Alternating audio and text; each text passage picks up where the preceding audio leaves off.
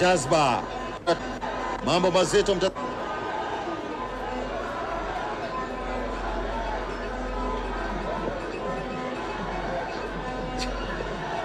Mambo mazito mtazamaji, tunasubiri kuona itakuwaje.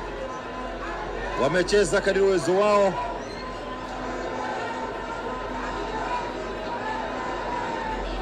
Lazima ukubali matokeo kutegemea na haki inayotendeka,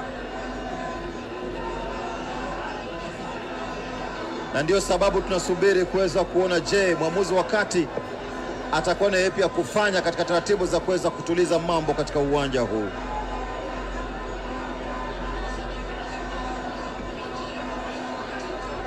Jazba.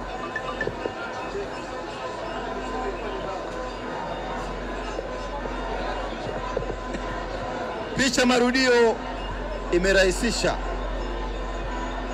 Picha marudio kwa maana replay, ili angalau hata watazamaji wenyewe wajionee.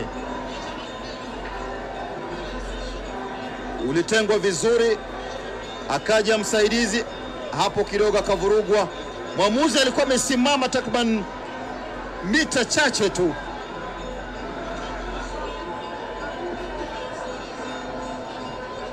Sasa pale ni tafsiri tu ya kuweza kujua ilikuwa ni sawa ameruhusu mpira uchezwe badala ya kupuliza kipenga kabla ya mhusika mkuu kuweza kupiga shuti la mwisho. Yupo katika mazingira magumu mno. Hapo ndipo sasa kuna utata. Wengi wasiojua ni kwa nini mwamuzi ameamua kuifutilia mbali. Shuti la mwisho kwa hakika mpira umeingia, pale hapana ubishi. Lakini sasa eneo ambalo kwa hakika imeleta kizaazani katika changamoto ya mlinzi kwenda kujaribu kuyeyusha ama kuondoa hatari, akavurugwa na mhusika mkuu. Hapo ndipo sasa mwamuzi wakati akasema haiwezekani. Bado wanatazama sasa, hebu tazama wenyewe wapate kuweza kuelewa. Manake wamejikusanya pale kwa ajili ya kuweza kuelewa matukio yalikwendaje.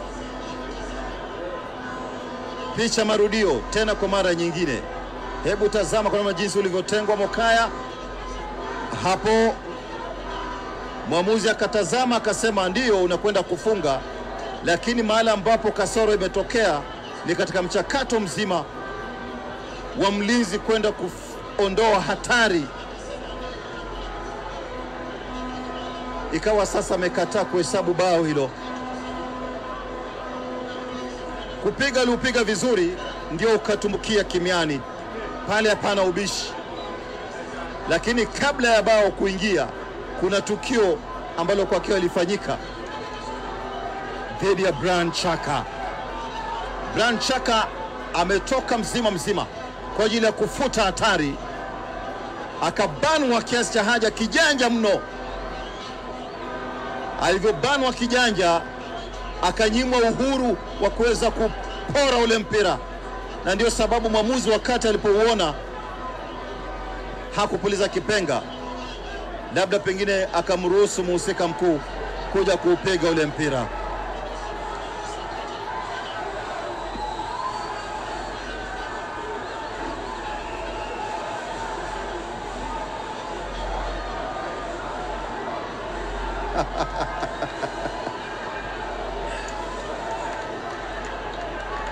Hali tete,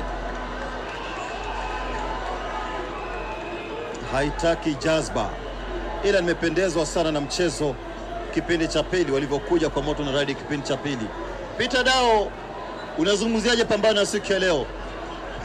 Game imekuwa safi kidogo, hii mvurugo kidogo saizi. Wacha tuongoje tuangalie referee ameamua namna gani. Manake wewe ulikuwa striker, wewe ni legend katika mchezo wa mpira wa miguu. Mazingira kama haya, wapo wanaosema kwamba ni bao, lakini mwamuzi alichelewa kupuliza kipenga kutoruhusu mpira kufungwa. Hayo ni referee, siwezi kuongea kwa niaba yake. Wacha tuongoje tusikie. Wacha tuangalie kidogo, kiangalia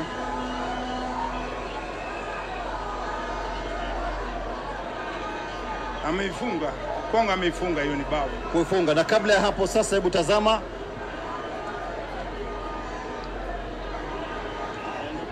naona sio fauli. Peter Dao anasema sio fauli hiyo. Angalia kidogo aregesha, unaona?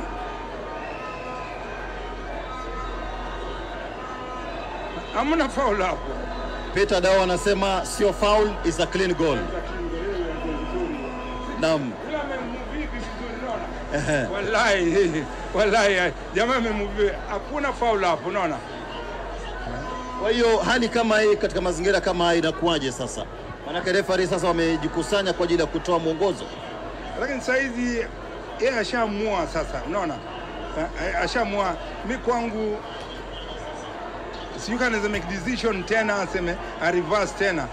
Kama referee mwenyewe anaweza kureverse yeye mwenyewe aseme game iendelee tena. Kama referee. Haya, Peter Dao, unapotaja Peter Dao katika mashindano kama haya ya Mozart Cup, ni mshindi wa taji hili katika ngazi za kimataifa wakati wa Mandela Cup, akifunga mabao 10, 8 kwa kichwa, 2 kwa miguu. Anasema kwake hakuna faul, ni bao la wazi mno, kila mmoja na tafsiri yake. Bila shaka tuheshimu mtazamo wake, ameucheza mpira, amecheza katika viwango vya kimataifa, na kwa hakika kwa mtazamo wake